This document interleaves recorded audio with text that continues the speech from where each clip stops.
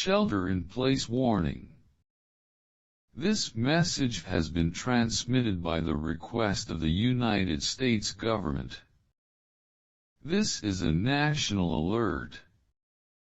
This entity has been identified as Kid.exe EAS. Scientists are studying the blood from his eyes to see that the blood is fake and can turn into a Kid.exe clone at any time. We are getting a connection from Fox 10 about this situation.